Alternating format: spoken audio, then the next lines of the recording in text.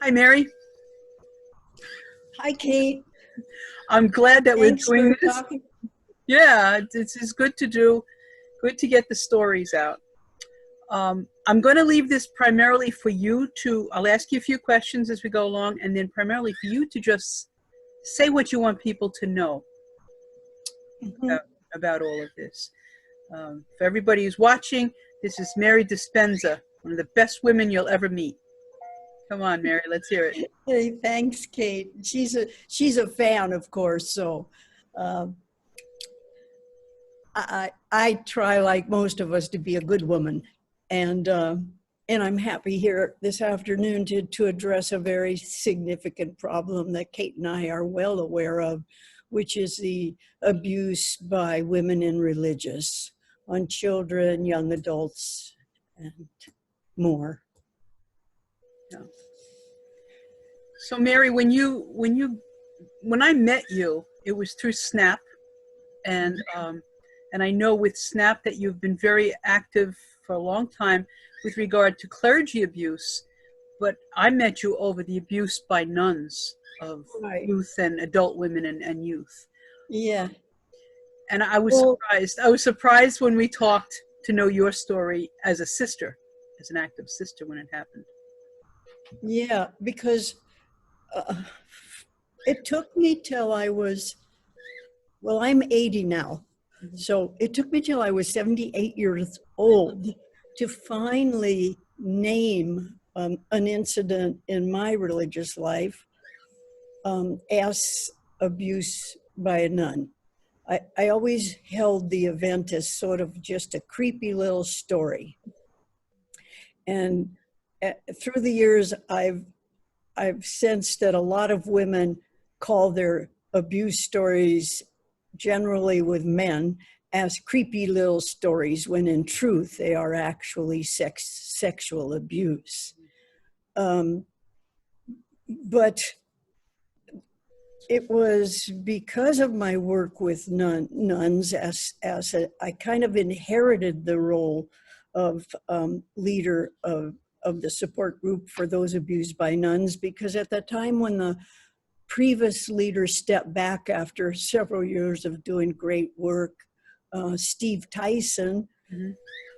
I was on the board, and because I had been a nun, I was like the best person just to step in at the time and fill Steve's shoes, which I doubt that I could do. But in any event, that's how I got the position.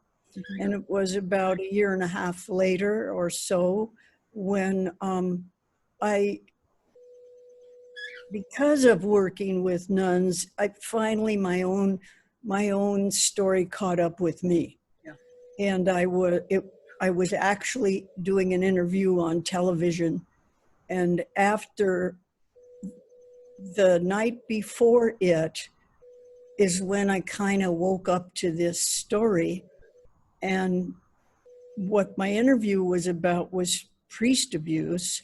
But after the interview ended, I said to I think it was NBC, no, CBS, I said to the interviewers, I just need to tell this story. I've never told it before, but I want to tell it now because I need to come out about it.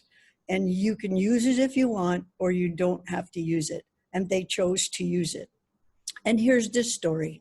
It's that when I was a postulant at age 18, a superior called me off of our line of postulants and novices. We had to pass through this courtyard where the older nuns lived because they served in the boarding school there. And my group was passing through the courtyard to go back up to the novitiate, which was up on a hill. And a superior came over to the line, tapped me on the shoulder, and called me off. And that in itself is a very unusual, unlikely thing to happen, because you always stayed online in formation and, with your head down and paraded wherever the novice mistress was going to take you. So when I get tapped, I can only imagine that it was what I don't understand. So she took me into her room, and in those days, especially those of us who were nuns, we had know that the protocol was to kneel down in front of the superior and kneel pretty close to them to ask for or share. And so I knelt down, and well, she went in ahead of me, sat in her chair. I knew I needed to go follow and kneel down. And then I don't remember what she said before or after, but she took my face in her hands and kissed me all over my face. And then I just remember leaving. And I do remember or believe I had the same feelings I had when I was abused at age 7 by the priest, which was I felt alone, abandoned, confused, frightened, afraid. And so I found myself back up the hill by myself and found the group. And the novice mistress never asked me anything like, where was I or why, which today I think that she knew, and it doesn't help the story at all. But so two things about this story. I do wonder about the superior. Did she harm other sisters or novices or postulants? And the next piece is everyone needs to know, including the nuns, that those of us who have been abused by a priest or by a nun carry that for years. Mhm. Like at 78, I was still holding that story. It was still kind of banging around in me, and with its own impact. And so to say, well, that was long ago. That was long ago. In fact, Sister so-and-so has died, is not a very compassionate response, and doesn't show the quality I would like to see in nuns, which is that of healing, um, bringing compassion to those they serve, and wanting those that have been abused to have a path to healing and justice. Mm-hmm. And with my work with those abused by nuns, I have not felt that to always be true. I have heard many stories where the survivor ends up being the one that has to do all the work, when in truth, it should be the religious men and women who should be doing the work to find survivors, reach out to them, meet with them, ask them what they need, what they want, and do everything within their power to do that. Mary, let me ask you something. Did you actually address the order at any time since you? In a way, I think I still hold confusion about it. The nun that that was responsible for this abuse is still alive. I believe she's about 93, mm-hmm. and she's in Orange Retirement Sisters Center. Yeah. And I had been seeing, I was a nun for 15 years, so I still have some good friends in my order, because by and large, all the ones I knew were great women. Right. But I continue to keep touch with one of them who was at the same facility as this nun that did abuse me. So I had been visiting my other nun friend for a good several years, and I would see this nun too from time to time. Oh. I guess what I'm getting at is I have had an opportunity. I probably still have an opportunity And I must say, I'm conflicted. Yes, I can understand that. And I would imagine that she probably knows how public you are because you've been so public. Word Yeah. has to get back, you know. I know that it got back to my abuser, but Uh-huh. what would you suggest to other women or men who have been abused? Do you think it's a good idea to confront the actual abuser, or to go beyond that and go directly to the superiors or their chapter or whatever it would be? Oh, I believe that first step, if it is what a survivor wants to do, because we all handle our grief, healing, Yeah. our need for justice in different ways. However, one way would be to meet with the present superiors or superior of the religious order where a survivor's abuse happened. Right. And all the better if you have an ally with supporting you through this process, even helping you know the steps. Right. But I don't think it needs to be an attorney, but if you have one, great. If that's not, like, you're not comfortable with that, you still need to find someone who's intelligent and has a little bit of understanding, at least what you want, and is there to support and speak for you when you go quiet, because a lot of us lose our voice when we're in those. What do you think about reporting it directly to the police? I know that's. Oh, yeah, thank you. I think first step is to make a report. Okay. To the local police. Yeah. And that doesn't need to be a frightening thing. It's just you're registering the complaint and probably a short, brief summary of what happened. And that's our responsibility to do that. Yeah. And then decide what you want to do. I think many survivors aren't sure what they want to do. Yeah. And it's helpful if you're in a position to talk to them, to help share options with them. Yes, and that's where the support group is a wonderful help, that people can bounce ideas off you and experience.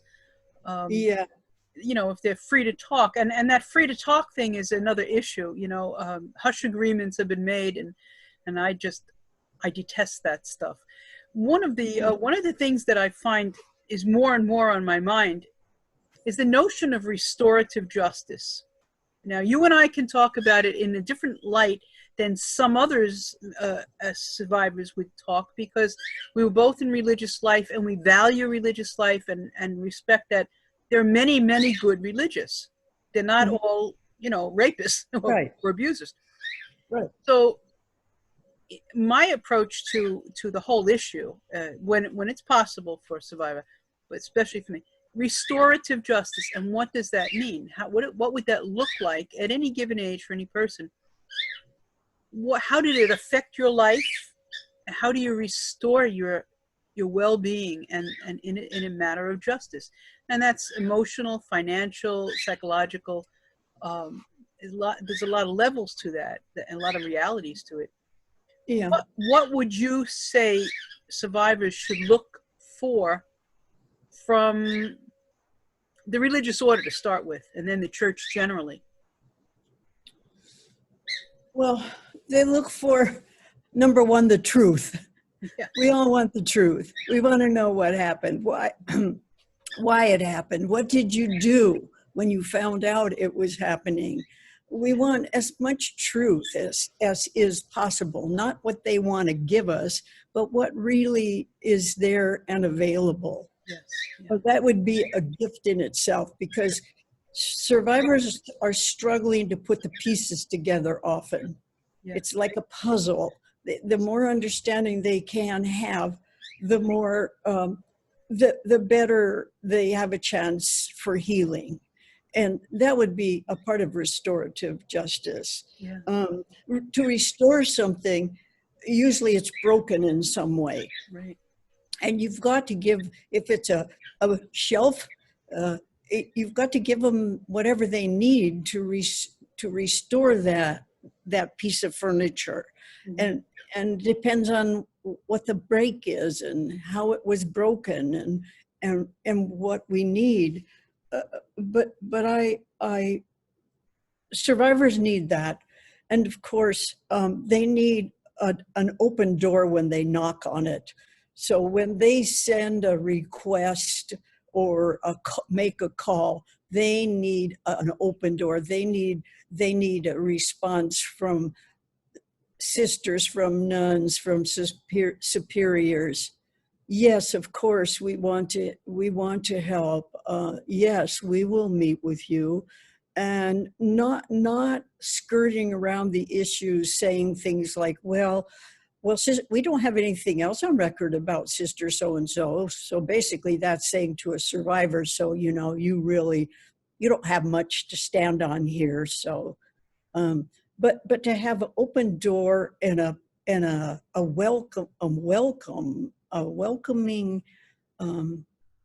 path and stance to survivors, not one of secrecy, cover-ups, and shame. And then I would hope they would work together, meaning they would set a date.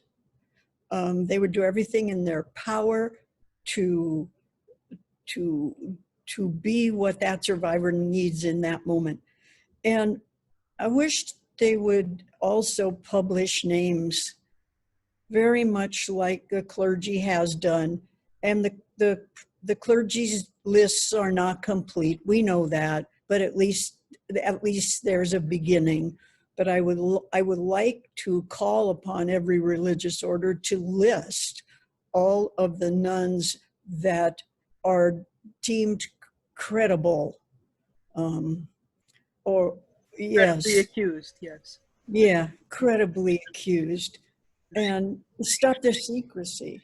Yeah, and that brings me to my next question of what can be done for the welfare of the overall church and society, obviously, but for the church, which has the most interaction, the people of the church who have the most interaction with religious sisters, what can be done to inform them of this as an issue? Because everyone thinks clergy abuse, it's the priests. Mhm. Our Vestal virgins are above all that, and we know they're not. But Yeah, most people are shocked by something like that. I mean, they're shocked. they are. And They are. so what can we do to help the church? First of all, don't be afraid of the truth, but also to be able to protect their own children and youth and vulnerable adults, of course.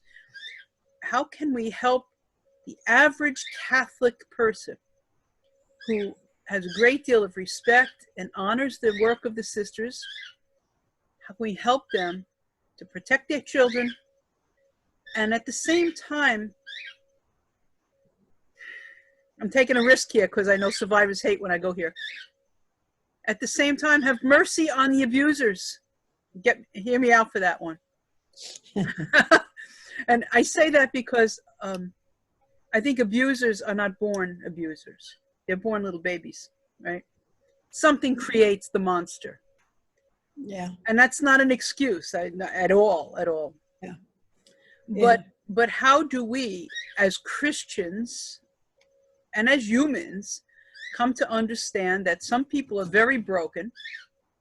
They should not be around anybody else when they're broken. I'd put them on an island myself. Mm-hmm. But what does the church need to know about this in order to correct the situation and to demand the sisters correct it? Well, you're asking a great, big question now. I think, personally, it's a great big mess. Yeah. And it starts at the top, which in what we're talking about means with the Pope. Yeah. So he's taken some stands, but of course he needs to take regarding clergy abuse and nun abuse. He could do much more. He could really demand zero tolerance and keep to it, and say tomorrow every bishop who has a priest in their diocese with a credible accusation or a nun needs to be removed. Yeah. So there's a lot he could do, but moving down, then we have the bishops of each diocese, who very much so, no matter if the Pope asks this or that or doesn't, they still could take the reins, and they could start, for example, publishing, asking every religious order, or demanding. I don't like to use the word, but they have that power because of the hierarchical structure. Right. They can demand from the religious orders that they want the name of every credibly abused and or just acknowledged sister, or any sister, I guess you would have to say credibly accused, to them. They want all those names, and they could start listing them along with on their priest lists that are out right now, I think, for almost every archdiocese, not all, Yeah. but almost. And the other thing, it's a mess around clergy abuse and religious abuse of women when it comes to the priesthood, because they have abused religious women. Mm-hmm. Mm-hmm. And to some degree, all the Pope, the bishops, the priests, they're all complicit in the sins of this kind. And so it's pretty hard for any one of them to point the finger and say, this has to stop, because they're all so connected. Yes. So it's a very challenging problem. And, but I'm not, there's the piece of clericalism too, which prevents often the truth from being told because of the hierarchical structure. Nuns are subservient to priests. We grew up that way. Father so-and-so, after Mass, we have the breakfast for him. And so. Yet at the same time, nuns are repeating the same problems the bishops. They haven't learned from the bishops' mistakes. So they're stepping right into a clericalism of their own. Yeah, you're right. And I meant that when I said it, it goes all the way through, even down through the religious women organizations. They carry on the clericalism, which entitles all of them that abuse. Yeah. It's a piece of entitlement that from clericalism in some cases to abuse and use others. But back to the point. Well, that was a great big question. I know that take a few days to answer. Well, one of the things I'm thinking of is if our approach now, and I do not expect this of all survivors at all. I understand anger. I get it, and I'm angry. What we do with our anger is going to be different depending on the person. For me, I think it would be best if we looked at this, if the church approach this as a true church, in the sense of how do we heal people? How do we pick up broken pieces and heal people, rather than look at it as a power structure? Mm-hmm. And because when you're looking at the power structure, you're only looking at, well, do we punish father? Do we punish sister? How do we punish them? Will we, if I punish them, will she out me? Will he out me? There's always that thing going on. But if you don't look at it as punishment, but as healing, both the abuser and the abused, of course, but as a healing effort, then when you take sister out of the mix here and put her someplace to get fixed, or just put her in prison, wherever you got to put her, it's not punishment. It's a healing process. Yeah, that's why I say it could be oversimplifying it, but telling the truth. Yes. Like with truth and reconciliation, in the processes used with the Aborigines and in Canada. Right. It's all about tell us the stories, tell us how these things happened, so that it doesn't ever happen again. Yes, and tell us what it did to your life and how do we help you? Right. And honor and hear the stories of survivors and the pain that they carry and how it impacts, and on and on. in some dioceses are doing something like that, like here in Seattle. There's a group called Heal Our Church, and it's an independent group made up of Catholics who care about the church, but they're independent from it in their effort. And one of the strongest goals right now is to have the records released. Yeah. Not to put shame or not to count how many and name so and so, but to know the stories behind this chapter that, by the way, is still going on, not to the same degree. There has been some change in how many abusers are there actively now involved in the church as to 20 years ago. Yeah. But some dioceses are working hard to face the problem within their local communities and to move from it. Yeah. But the problem I see is it takes so long. Like here, the independent group invited the bishop from day one to work with them, and he won't. He refuses.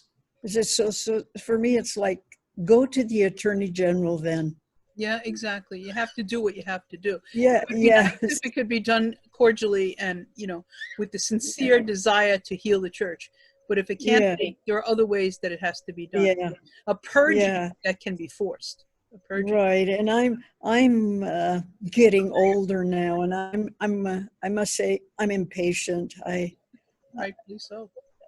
There's so much that I think if they did the thing tomorrow, it would change things. It's like, why do you have to take, like, oh, next year at the Bishops' Conference, we'll address clergy abuse.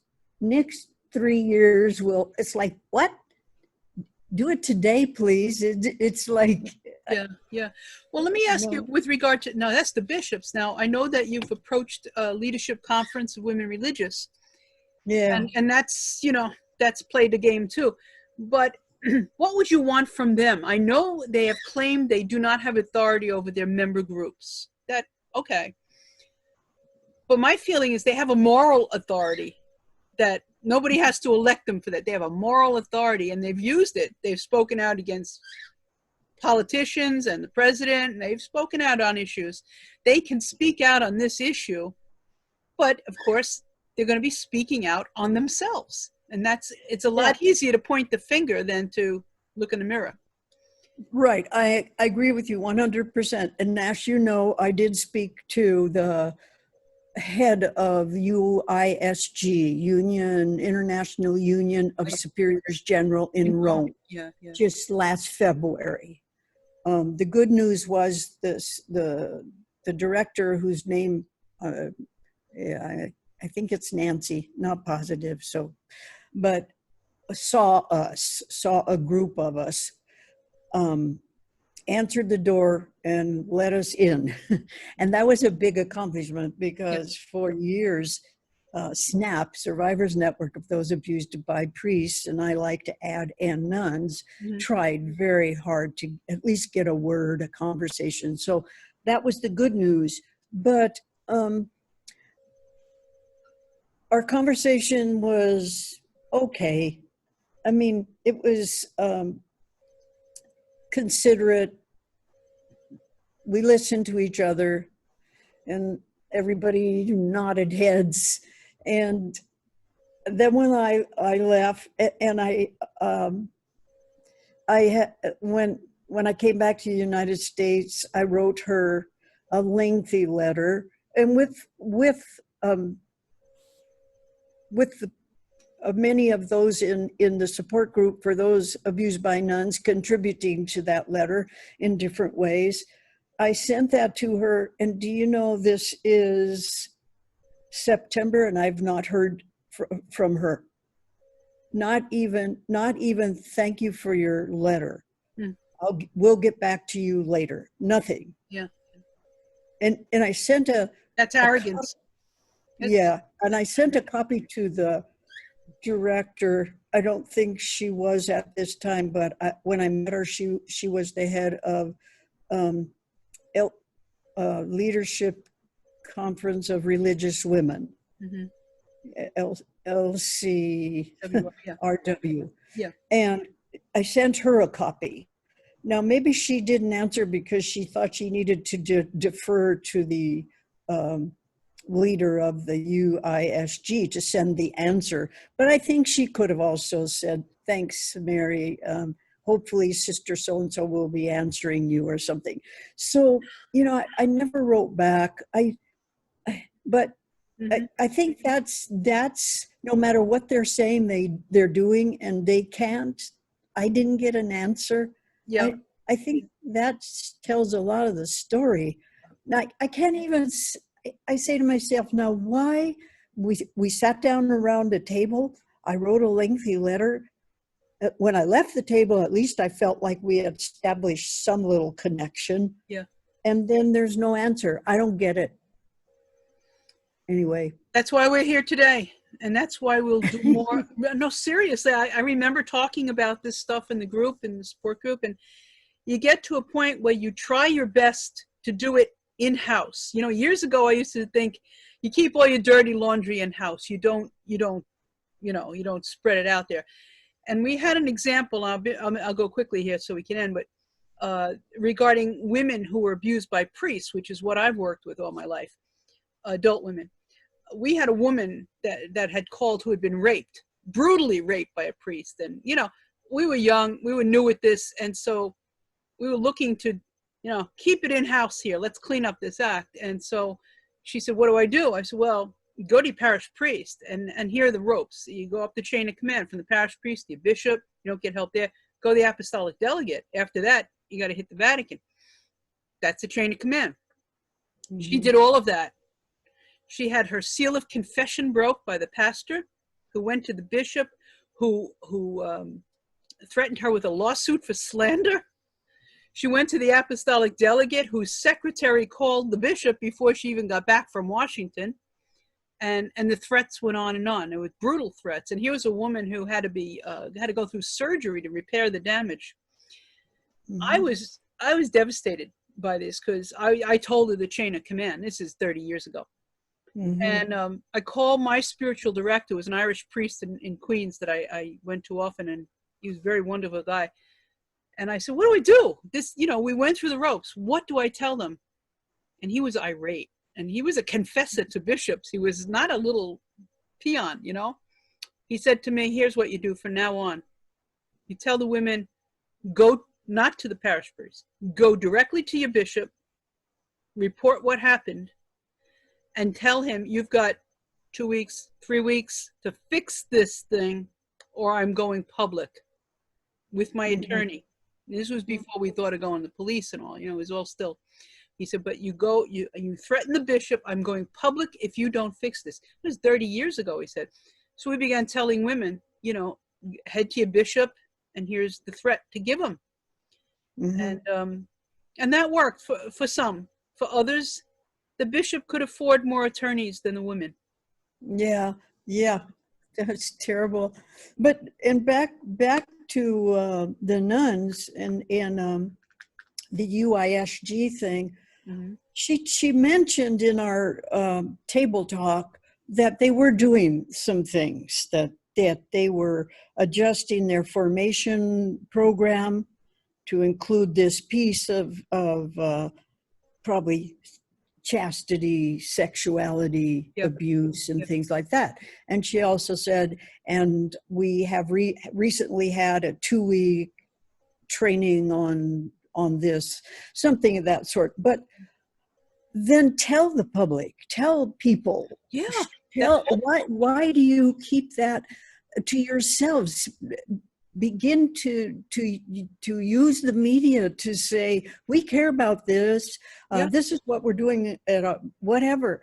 And because the media they have on their website certain things that come across quite positive. But I said to her, the ordinary Catholic does not go to your website. Right. Need the media. Yeah. Yeah.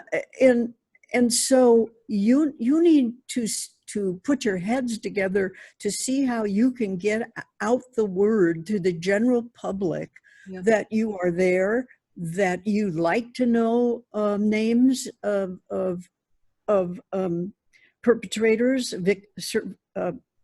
predators, and be more transparent, because it's great you're doing these things, but people, we need to know, we need to feel some hope. So you need to begin to talk about this in a way that those of us, especially the survivors I know out in the world, so to speak, they're not going to be going to those websites. Right. Right. Yeah. Yeah. Yeah. It's a big issue, and it's multifaceted, but anything they do is going to help the survivors, but it's also going to help their own communities. Mm-hmm. You know, it's going to help the sisters who are there, who are working hard and dedicated their whole damn lives to Christ, only to find out their sister down the hall is messing with kids. What a horrible, what a horrible thing for any religious to find out. It's disheartening and discouraging. So Yes. anything they do for the survivor, they're also doing for their own sisters, who in a way are survivors of this, backlash that's happening. I mean, you're right. When I was in Rome, I had the good occasion to meet up with one of my sisters. I still call them my sisters. She was on the team for our religious order in Rome, and we had dinner together. Yeah. And I knew that she knew, I assumed she knew about my nun story because I had recently been in the media. Yes. But I wasn't positive. Yeah. So I also felt it could be the elephant in the room at the table. So yeah. I said very early into our time together at dinner, I said, I think you know about, or did you read the story or something? Yeah. And she burst into tears. Oh, God, yeah. And then I burst into tears. And we were two people who loved each other. Yeah. And it's like you said, you don't want anybody hurt that you know or love, and that's how it is with most religious women. Yeah. I think with religious women, it's even more painful than the priests. It is. Because of the sisterly bond, there is something going on there. And there's a similarity. I experienced it with one elderly sister that I told.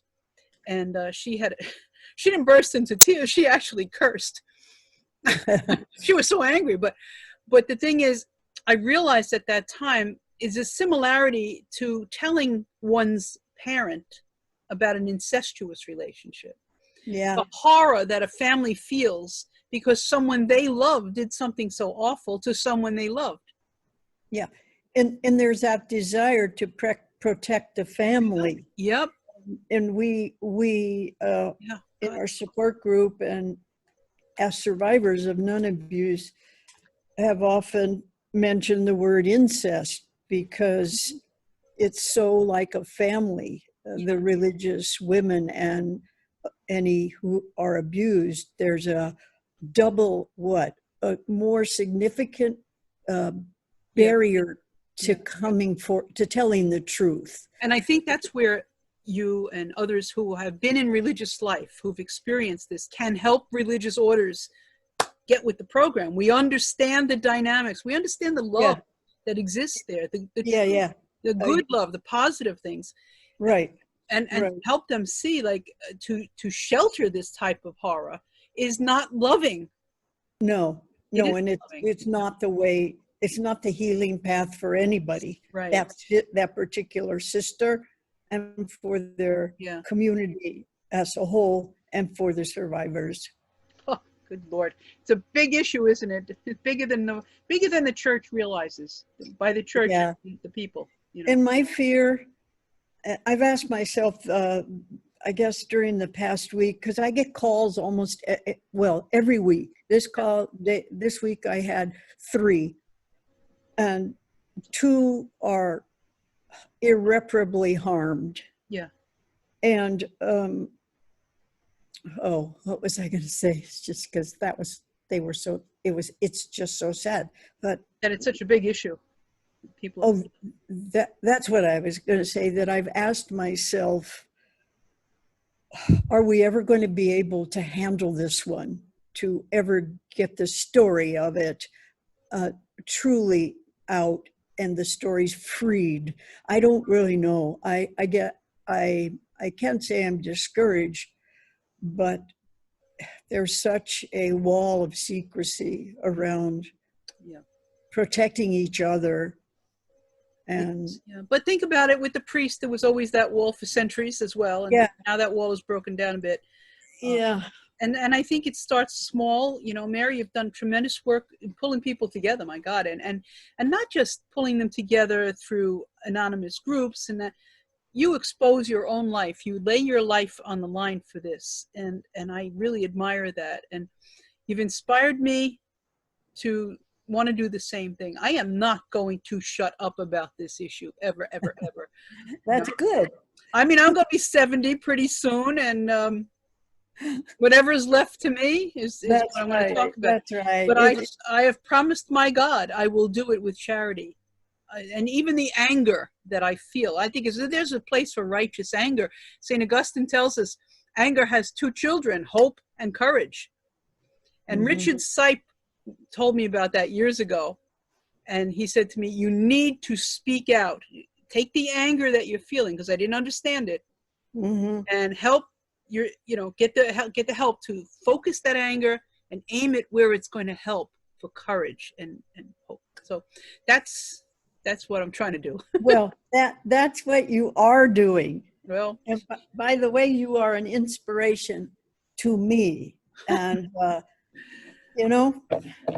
make a little chip away, little at a time. And that's all we can do. That's all we can do. But yeah, thank you, Mary. I really appreciate it. And and if Yeah. anybody wants to talk to Mary, you can find her information on the website, on this website, and on Snap's website.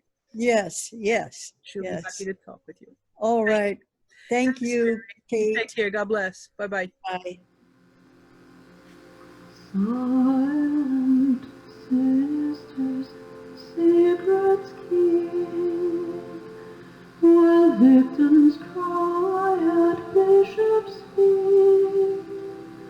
You so loudly for a crowd to scream for justice in the street. Silent sisters. Thank you if you've gotten this far in the video. I wish that I could say, I hope you enjoyed it, but I really hope that you didn't, because the topic is a dreadful one, both for the survivors and their families, and for the whole church.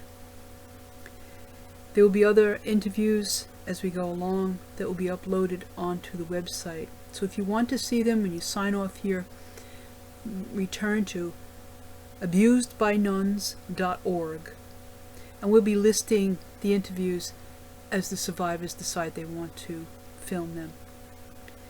I ask now, as we end this, for your prayer, for your support, prayer for the victims and the survivors, prayer for their families, prayer for the sisters. And remember, not all sisters are bad, like not all priests. But the sisters have to purge this problem, and they have to help the survivors. Pray they have the grace to do that. Thank you.